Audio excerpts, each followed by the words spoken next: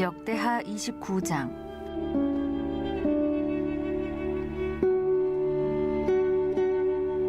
히스기야가 왕위에 오를 때에 나이가 25세라. 예루살렘에서 29년 동안 다스리니라. 그의 어머니의 이름은 아비야요 스가랴의 딸이더라. 히스기야가 그의 조상 다윗의 모든 행실과 같이 여호와 보시기에 정직하게 행하여 첫째 해 첫째 달에 여호와의 전 문들을 열고 수리하고 제사장들과 레위 사람들을 동쪽 광장에 모으고 그들에게 이르되 레위 사람들아 내 말을 들으라. 이제 너희는 성결하게 하고 또 너희 조상들의 하나님 여호와의 전을 성결하게 하여 그 더러운 것을 성소에서 없애라. 우리 조상들이 범죄하여 우리 하나님 여호와 보시기에 악을 행하여 하나님을 버리고 얼굴을 돌려 여호와의 성소를 등지고 또 낭실문을 닫으며 등불을 끄고 성소에서 분향하지 아니하며 이스라엘의 하나님께 번제를 드리지 아니하므로 여호와께서 유다와 예루살렘에 진노하시고 내버리사 두려움과 놀람과 비웃음거리가 되게 하신 것을 너희가 똑똑히 보는 바라. 이로 말미암아 우리의 조상들이 칼에 엎드러지며 우리의 자녀와 아내들이 사로잡혔느니라. 이제 이스라엘의 하나님 여호와와 더불어 언약을 세워 그 맹렬한 노를 우리에게서 떠나게 할 마음이 내게 있노니 내 아들들아 이제는 게으르지 말라. 여호와께서 이미 너희를 택하사 그 앞에 서서 수종들어 그를 섬기며 분향하게 하셨느니라. 이에 레위 사람들이 일어나니 곧 그앗의 자손 중 아마세의 아들 마핫과 아사랴의 아들 유엘과 무라리의 자손 중 압디의 아들 기스와 여할렐렐의 아들 아사랴와 게르손 사람 중 신마의 아들 유아와 요아의 아들 에덴과 엘리사반의 자손 중 시므리와 여우엘과 아삽의 자손 중 스가랴와 mat다냐와 헤만의 자손 중 여후엘과 시므이와 여두둔의 자손 중 스마야와 우시엘이라. 그들이 그들의 형제들을 모아 성결하게 하고 들어가서 왕이 여호와의 말씀대로 명령한 것을 따라 여호와의 전을 깨끗하게 할세. 제사장들도 여호와의 전 안에 들어가서 깨끗하게 하여 여호와의 전에 있는 모든 더러운 것을 끌어내어 여호와의 전뜰에 이름에 레위 사람들이 받아 바깥 기드론 시내로 가져갔더라. 첫째 달 초하루에 성결하게 하기를 시작하여 그달 초 8일에 여호와의 낭실에 이르고 또 8일 동안 여호와의 전을 성결하게 하여 첫째 달 16일에 이르러 마치고 안으로 들어가서 히스기야 왕을 보고 이르되 우리가 여호와의 온 전과 번제단과 그 모든 그릇들과 떡을 진설하는 상과 그 모든 그릇들을 깨끗하게 하였고 또 아하스 왕이 왕위에 있어 범죄할 때에 버린 모든 그릇들도 우리가 정돈하고 성결하게 하여 여호와의 제단 앞에 두었나이다 하니라. 히스기야 왕이 일찍이 일어나 성읍의 귀인들을 모아 여호와의 전에 올라가서 수송아지 7마리와 순양 7마리와 어린 양 7마리와 순념소 7마리를 끌어다가 나라와 성소와 유다를 위하여 속죄 제물로 삼고 아론의 자손 제사장들을 명령하여 여호와의 제단에 드리게 하니 이에 수소를 잡음에 제사장들이 그 피를 받아 제단에 뿌리고 또 순양들을 잡음에 그 피를 제단에 뿌리고 또 어린 양들을 잡음에 그 피를 제단에 뿌리고 이에 속죄 제물로 드릴 순념소들을 왕과 회중 앞으로 끌어오매 그들이 그 위에 안수하고 제사장들이 잡아 그 피를 속죄제로 삼아 제단에 드려 온 이스라엘을 위하여 속죄하니 이는 왕이 명령하여 온 이스라엘을 위하여 번제와 속죄제를 드리게 하였음이더라. 왕이 레위 사람들을 여호와의 전에 두어서 다윗과 왕의 선견자 갓과 선지자 나단이 명령한 대로 재금과 비파와 수금을 잡게 하니 이는 여호와께서 그의 선지자들로 이렇게 명령하셨습니다. 레위 사람은 다윗의 악기를 잡고 제사장은 나팔을 잡고 섬에 히스기야가 명령하여 번제를 제단에 드릴새 번제 드리기를 시작하는 동시에 여호와의 시로 노래하고 나팔을 불며 이스라엘 왕 다윗의 악기를 울리고 온 회중이 경배하며 노래하는 자들은 노래하고 나팔 부는 자들은 나팔을 불어 번제를 마치기까지 이르니라.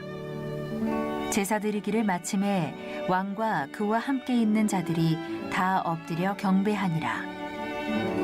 히스기야 왕이 귀인들과 더불어 레위 사람을 명령하여 다윗과 선견자 아삽의 시로 여호와를 찬송하게 하매 그들이 즐거움으로 찬송하고 몸을 굽혀 예배하니라.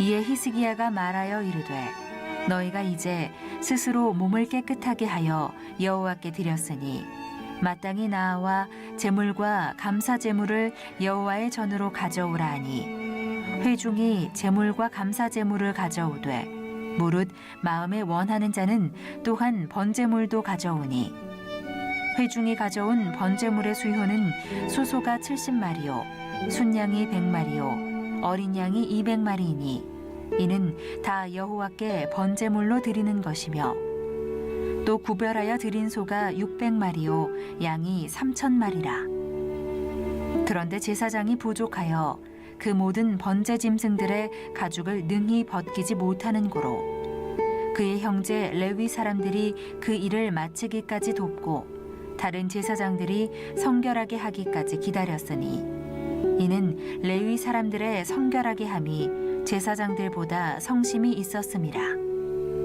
번제와 화목제의 기름과 각 번제에 속한 전제들이 많더라. 이와 같이 여호와의 전에서 섬기는 일이 순서대로 갖추어지니라. 이 일이 갑자기 되었으나 하나님께서 백성을 위하여 예비하셨으므로 히스기야가 백성과 더불어 기뻐하였더라. 오늘도 이른 새벽에 우리 많은 성도들이 주님의 품 앞에 여러분 잘 나오셨습니다. 오늘은 날씨가 조금 따뜻하네요. 그동안엔 아주 그냥 날씨가 많이 추워서 걱정이었는데 오늘 좀 날씨가 풀린 것 같습니다. 여러분 특별히 환절기에 건강 조심하시고 우리가 사랑하는 일을 위해서 기도하는 일은 참 아름다운 일이죠. 우리가 힘들고 어렵기도 하지만 그래도 적어도 오늘 이 새벽에 나오신 여러분들은 여러분의 가슴 속에 사랑하는 이들이 있는 사람들이에요. 그렇죠. 사랑하는 것들을 위해서 새벽을 깨우는 거예요. 오늘 사랑하는 자녀를 위해서, 사랑하는 가정을 위해서, 사랑하는 교회를 위해서, 사랑하는 주님을 위해서, 사랑하는 이 나라와 민족을 위해서 새벽을 깨우며 기도하는 거죠. 할렐루야. 그래서 기도하는 사람들이 아름답고 위대한 거는 저는 거기 있다고 생각이 들어요. 그 사람들 사랑하는 사람이 있는 사람들이에요. 아직도 사랑하는 이가 가슴에 한라산처럼 타오르는 이들이죠. 그래서 아름답고 위대하고 존귀한 거예요. 오늘 여러분들이 그런 마음을 가지고 하나님 앞에 기도하는 축복의 새벽이 되길 간절히 바랍니다. 오늘 역대하 29장 말씀인데 우리가 잘 아는 드디어 그동안에는 우리가 익숙하지 않은 남유다의 열왕들을 쭉 묵상했어요. 오늘은 여러분이 다 한두 번 이상 들었을 만한 익숙한 이름이 등장하죠. 바로 히스기야. 자, 히스기야가 바로 아하스의 아들이에요. 아하스의 아들 히스기야가 드디어 남유다의 왕으로 보위에 오르게 됩니다. 당시 그의 나이는 25세였고 29년 동안 남유다를 통치하게 됩니다. 히스기야는 이 공고한 날에 여호와 하나님께 더욱 범죄해서 하나님의 심판을 받았던 그의 아버지 아하스하고는 완전히 다른 길을 걸어가게 됩니다. 히스기야 그는 참 보면 대단한 인물이에요. 참 흠모할 만한 그런 인물이 히스기야 히스기야라고 하는 인물이에요. 우리가 이 남유다의 열왕들을 쭉 묵상해 보면 모두가 다 한결같은 건 아니죠. 보면 가끔 이런 위대한 인물들이 나타납니다. 탁월한 인물들이 나타나고, 야, 정말 흠모할 만한 그런 인물들이 등장하는 것을 보게 되는데, 정말 오랜만에 이 히스기야라고 하는 정말 믿음의 역사 의식이 철저했던 그런 탁월한 영성을 가지고 있었고, 탁월한 자기 성찰의 지혜를 가지고 있었던 위대한 인물이 드디어 역사의 무대에 등장하게 됩니다. 그가 보위에 올라서 가장 먼저 한 일이 뭔가? 여러분 2절로 5절 말씀인데요. 2절로 5절 말씀, 저와 여러분이 다시 이 말씀 함께 읽어봅니다. 히스기야가 그의 조상 다윗의 모든 행실과 같이 여호와 보시기에 정직하게 행하여 첫째 해 첫째 달에 여호와의 전문들을 열고 수리하고 제사장들과 레위 사람들을 동쪽 광장에 모으고 그들에게 이르되, 레위 사람들아, 내 말을 들으라. 이제 너희는 성결하게 하고 또 너희 조상들의 하나님 여호와의 전을 성결하게 하여 그 더러운 것을 성소에서 없애라. 아멘. 오랜만에 다윗이라는 이름이 등장하죠. 다윗. 남유다는 다윗의 영적인 유산을 계승한 나라란 말이에요. 그런데 남유다의 왕으로 보위에 올랐던 사람들이, 다윗의 길을 걸어간 사람들이 의외로 그렇게 많지 않았어요. 그래서 우리가 이 다윗이 행했던 것처럼, 즉 다윗의 길을 걸어가는 인물이 등장한 것이 너무 오랜만이잖아요. 이 기록 자체가. 그러니까 히스기야는 다윗의 길을 걸어갔던 사람이에요. 그래서 그 이전의 조상들, 그 이전의 열왕들과는 완전히 다른 길을 걸어갔다. 그래서 여호와 보시기에 정직하게 행하였다라고 하는 그런 기록입니다. 그리고 히스기야는 무엇보다 하나님의 성전을 사랑했던 그런 하나님의 사람이었어요. 여러분, 하나님을 사랑하면 하나님께 속한 것들을 사랑하게 돼 있어요. 이거는 틀림이 없습니다. 그래서 우리가 하나님을 사랑하는지 어떻게 아는가? 하나님께 속한 것들을 사랑하는지 보면 알 수 있어요. 우리가 누군가를 사랑하면 그 사람에게 속한 것들을 사랑하게 돼 있다라고 하는 사실이죠. 그 히스기야가 하나님을 사랑하니까 하나님께 속한 거룩한 성전을 사랑하지 않을 수가 없었어요. 그래서 그동안의 조상들에 의해서 버려져 있었던 성전을 다시 재건하고 성전을 보수하는 그 일을 가장 먼저 히스기야가 합니다. 그리고 흩어진 제사장들과 레위인들을 한자리에 다 모읍니다. 영적인 지도자들인데 이 사람들이 다 홀대를 받고 버림받아 뿔뿔이 흩어진 사람들, 그 주의 종들을 한자리에 잘 모아요. 그리고 그들에게 영적인 성결을 단행합니다. 너희 스스로 성결케 하라. Consecrate yourselves. 너 자신들을 성결하게 하라. 그렇게 하고 난 다음에 성전 정화 작업을 시작합니다. 하나님의 성전 안에 가증한 것들, 잊지 말아야 되는 것들이 다 들어와 있어요. 영적으로 다윗의 길을 걸어가지 않았기 때문에 거룩한 것들이 다 오염이 돼버린 그런 상황이었어요. 그래서 제사장들을 성결케 하고 그리고 하나님의 거룩한 성전을 성결케 합니다. 그래서 그 안에 잊지 말아야 되는 가증한 것들을 다 제거해버리는, 자, 이런 작업을 히스기야가 보위에 올라서 가장 먼저 했다는 거예요. 자, 그러니 이 히스기야의 앞으로 삶이 어떻게 전개될지는 예측이 가능하죠. 여러분, 아무나 이런 영적인 혁신을 단행하면서 이렇게 나가는 건 아니에요. 참 쉬운 일 같지만 결코 쉬운 일은 아니다는 거예요. 왜 히스기야가 이런 영적인 혁신을 단행했을까요? 그는 분명히 알았어요. 뭘 알았습니까?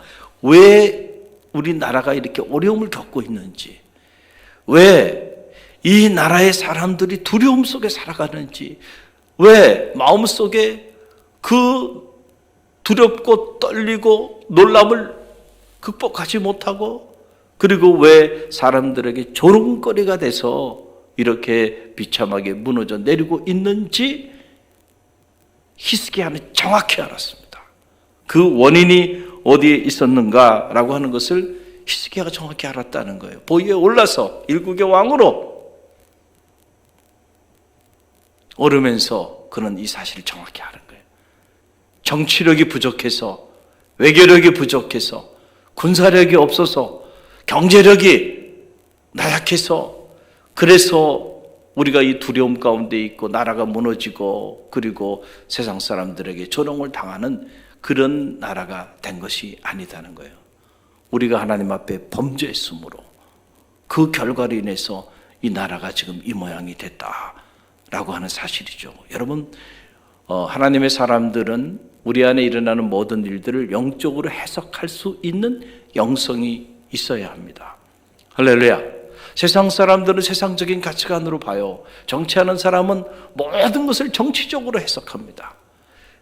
경제학자들은 모든 것을 경제적인 관점에서 봐요. 다 모든 게 다 경제적인 차원에서 보는 거예요.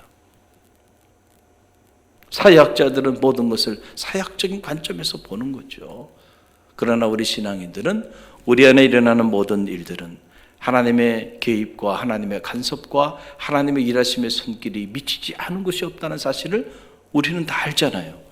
그렇기 때문에 영적으로 해석할 수 있는 그런 눈이 우리 가운데 있어야 돼요. 우리 안에 일어나는 크고 작은 모든 일들이 하나님의 섭리 가운데 이루어지고 있다는 사실을 꼭 믿으시기를 바랍니다. 고난을 당할 때도, 당시 남유다가 이처럼 조롱거리가 되고 무너져 내릴 때도 왜 이렇게 무너져 내리고 있는지, 그 이유가 어디 있는지 영적으로 해석할 수 있는 눈이 필요하다라고 하는 사실이에요. 이게 신앙인이죠. 이게 하나님의 자녀죠. 그 영적으로 해석을 해서 딱 보니까 정치적인 문제도 아니고 외교적인 문제도 아니고 군사적인 문제도 아니고 경제적인 문제도 아니고, 이것은 우리가 하나님께 범죄하였으므로 그 결과로 인해서 우리에게 주어지는 재앙이라고 그는 본 거예요. 그래서 그가 하나님의 사람들, 흩어진 하나님의 사람들 주의 정도를 한자리에 모으고 그들을 성결케 하고, 하나님의 거룩한 성전 우리가 등지고 버렸지만은 하나님의 거룩한 성전을 다시 보수하고 그리고 가증한 것들을 다 제거하며 영적인 성결 작업을 보위에 오르자마자 히스기야가 하게 된 것이다 라고 하는 사실이에요. 그 영적인 성결을 촉구하고 나간 그 내용, 그 내용이 6절로 9절에 보면은 6절로 9절 말씀을 보세요. 히스기야가 믿음의 역사의식이 얼마나 투철했는가를 우리가 알 수 있는데요. 함께 읽어봅니다. 우리 조상들이 범죄하여 우리 하나님 여호와 보시기에 악을 행하여 하나님을 버리고 얼굴을 돌려 여호와의 성소를 등지고 또 낭실문을 닫으며 등불을 끄고 성소에서 분향하지 아니하며 이스라엘의 하나님께 번제를 드리지 아니하므로 여호와께서 유다와 예루살렘에 진노하시고 내려버리사 두려움과 놀람과 비웃음거리가 되게 하신 것을 너희가 똑똑히 보라. 이로 말미암아 우리 조상들이 칼에 엎드려지며 우리의 자녀와 아내들이 사로잡혔느니라. 참 히스기야가 평범한 인물이 아니죠. 시대를 읽는 탁월한 해안을 가지고 있었던 인물이 바로 히스기야예요. 우리가 보기에는 누구나 이렇게 볼 수 있을 것 같지만 그렇지 않아요. 그렇다고 한다면 그 많은 열왕들이 왜 이렇게 보지 못했을까요? 시대를 읽는 이러한 탁월한 영적인 해안을 갖는 것은 아무나 그런 눈을 갖는 건 아니에요. 근데 히스기야는 이런 탁월한 눈이 있었다라고 하는 거예요. 왜 우리나라가 이렇게 두려움과 놀람과 비웃음거리가 되고 있는지 너희는 똑똑히 보라는 거야. 똑똑히 봐라. 우리 조상들이 칼에 엎드려지고 우리 자녀와 아내들이 다 사로잡혀 가게 됐는데 이런 끔찍한 일들이 이 땅에 왜 일어나고 있는지 너희는 좀 똑똑히 알라라고 하는 거예요. 그 원인이 바로 이 두 절이에요. 6절과 7절 때문에 그렇다는 거죠. 우리 조상들이 범죄하여, 누가 범죄했어요? 우리 조상들이 범죄하여, 그 범죄 내용은 뭐냐? 우리 하나님 여호와 보시기에 악을 행했다는 거죠. 자, 그럼 악을 행한 내용은 뭐냐? 하나님을 버렸다는 거예요. 자, 하나님이 우리를 버린 게 아니고 우리 조상들이 먼저 하나님을 버렸어요. 그리고 그들의 얼굴을 하나님께로부터 돌려서 여호와의 성소를 등져버렸다. 그리고 더 이상 여호와 하나님의 성소에 나가서 분향하지 아니하고 여호와 하나님 앞에 번제의 제사도 드리지 아니하였다. 영적인 단절이죠. 하나님과 우리 조상들 사이에 영적인 단절이, 이 영적인 단절이 오늘 우리 가운데 두려움을 갖게 하였고 놀람 가운데 비웃음거리가 되게 하고, 그리고 우리 자녀와 그리고 우리 아내와 사람들이 붙잡혀 칼에 무너져 죽임을 당하게 되는 이런 끔찍한 재난이 우리 가운데 일어나게 되었다. 원인이 어디 있어요? 하나님과 우리의 관계, 이 관계가 파괴된 거예요. 그런데 그 관계가 파괴된 것은 누구 때문에 그런 거예요? 우리 때문에 그렇다는 거예요. 우리가 버렸어요, 하나님을. 우리가 하나님께 등을 돌려버렸어요. 더 이상 하나님의 성소에 나와 분향하지 않고 제사하지 않고 예배하지 않고 다 떠나버렸다는 거죠. 그리고 이 나라가 잘 되기를 바래. 그리고 가정이 잘 되기를 바래. 그리고 자녀들이 잘 되기를 바래. 꿈 같은 일이라는 거죠. 그래서요, 히스기야가 보위에 오르자마자 바로 이런 일 때문에 히스기야가 제사장과 레위인들을 다시 한자리에 모으고 그들을 성결 작업을 하고 하나님의 성소를 정화하고, 그리고 하나님의 성소에서 다시 번제와 제사를 드리게 하고, 그리고 제사장들 레위인들의 그 명령에 따라서 다시 여호와께 찬양과 경배를 올리는, 하나님과의 영적인 관계를 회복시키는 이런 영적인 운동을 히스기야가 보위에 올라서 이런 일들을 전개했다라고 하는 거예요. 참 귀하죠. 일국의 왕이 보위에 올라서 치리할 일이 얼마나 많았겠어요. 인사 문제부터 시작해서 외교, 군사, 경제적인 문제에 이르기까지. 그러나 그런 걸 다 내려놓고 그런 게 문제가 아니라는 게 지금 하나님과 우리 사이 이 관계가 문제인데, 이게 파괴된, 아무리 몸부림쳐봐 하나님이 손을 놔버렸는데 되겠는가 말이죠. 사업의 문제도 하나님과의 관계가 파괴됐는데 아무리 몸부림치면서 되겠냐 말이죠. 그게 하나님이 도와주셔야지. 할렐루야.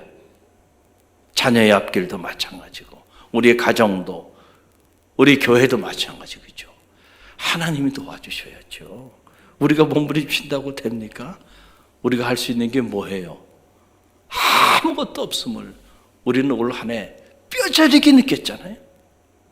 아무것도 할 수 없어요. 우리 계획대로 할 수 있는 것이 아무것도 없습니다. 그런데도 우리가 하나님께 나가지 못해요? 정말 안타까운 일이죠. 그래서 저는 이 위기가 또 다른 영적인 기회가 될 줄로 믿습니다. 이런 위기를 통해서 히스기야 같은 인물들이 등장하고 히스기야 같은 영성을 가지고 왜 이런 위기가 우리 가운데, 왜 이런 재앙이 우리 가운데 자리하게 되었는지 그 원인을 정확하게 영적으로 해석하고, 그리고 다시 살 길을 찾는 그런 영적인 성결 운동이 우리 안에 일어나는 그런 영적인 기회가 될 줄로 믿습니다. 그런 기회로 삼는 성도, 그런 기회로 삼는 가정, 그런 기회로 삼는 교회는 이 위기가 반드시 새로운 기회가 될 줄로 믿습니다. 할렐루야. 여러분, 그래서 저는 이런 생각을 해요. 회복이라는 말을 우리 많이 하잖아요. 회복을 위해서 여러분 기도하죠. 막연히 하나님 회복시켜 주세요. 이 무너진 모든 것들을 회복시켜 주세요 하고 기도하는데, 오늘 우리가 이 역사서를 읽으면서 깨닫게 되는 지혜는 뭐냐면, 회복은 그렇게 이루어지는 게 아니다는 거죠. 우리 안에서 먼저 회복이 이루어져야 돼. 무슨 얘기인지 아시겠죠? 우리 안에서, 우리를 통하여 하나님과 우리 사이에 무너졌던 것들, 그 관계가 우리로부터 회복이 돼야 된다는 거죠. 그럴 때에 하나님께서 회복시켜 주시는 은혜가 임하게 된다는 거예요. 그런데 우리는 많은 경우 우리로부터 회복의 사건이 일어나야 되는데 그거는 접어두고 그냥 하나님 앞에 막연하게 하나님 이 땅을 회복시켜 주세요, 그리고 기도만 하고 있다는 거예요. 하나님이 우리에게 회복시켜 주기를 바라고만 있지, 내가 지금 하나님과의 관계에 있어서 하나님을 버리고 하나님을 등을 지고 하나님의 무너진 기도의 제단, 말씀의 제단, 그 거룩한 무너진 제단들을 다시 회복시킬 생각은 하지 않는다는 거죠. 얼마나 안타까운 일이에요? 오늘 말씀에 답이 있어요. 여러분의 가정에 기도의 제단이 무너졌습니까? 이번 기회에 여러분의 가정에 기도의 제단이 세워지는 역사가 있기를 간절히 바랍니다. 여러분의 가정에서 부부간에, 자녀간에 하나님의 말씀이 가정 안에서 살아있지 않습니까? 어떻게 그 가정이 하나님의 역사를 이루는 거룩한 가정이 될 수 있겠어요? 이번 기회에 여러분의 가정에 가정 예배가 살아나고 말씀의 제단이 살아나는 역사가 있기를 간절히 바랍니다. 여러분의 가정을 거룩하게 성결케 하는 역사가 있기를 간절히 바랍니다. 직장에서, 사업의 현장 속에서 하나님의 말씀을 묵상하고 기도하는 거룩한 운동들이 불릴 듯 일어나는 역사가 있기를 간절히 바랍니다. 그 회복은 우리 안에서부터 일어나야 한다. 그럴 때에 그 결과로 회복시켜 주시는 하나님의 은혜가 임하게 된다라고 하는 사실을 여러분 꼭 기억하고요. 거짓 복음에 속지 마세요. 막연히 하나님께 회복을 위해 기도하면 하나님께서 회복시켜 주실 것이라고 하는 이런 거짓된 복음에 여러분 빠져들지 마시고요. 정말로 회복을 원한다면 하나님과 여러분의 관계가 먼저 회복되어지는 그런 영적인 성결 운동이 불릴 듯 일어나기를 바랍니다. 그럼 반드시 회복시켜 주시는 은혜가 임하게 될 줄로 믿습니다. 히스기야가 대단한 인물이죠. 그걸 아는 거예요. 그래서 히스기야는 백성들을 다 모아놓고 하나님 우리를 회복시켜 주세요 라고 기도하지 않았다니까요. 그 기도하기 전에 먼저 하나님 앞에 성결 작업을 하고 그리고 번제와 속죄제를 드리면서 하나님 앞에 참여하며 나아갔다. 그럴 때 하나님이 회복의 은혜를 허락해 줬다는 사실을 여러분 꼭 기억하시고요. 이 말씀이 오늘 여러분을 살리고 여러분의 가정을 살리고 이 나라와 민족을 살리는 생명의 말씀이 되기를 주님의 이름으로 간절히 축원드립니다.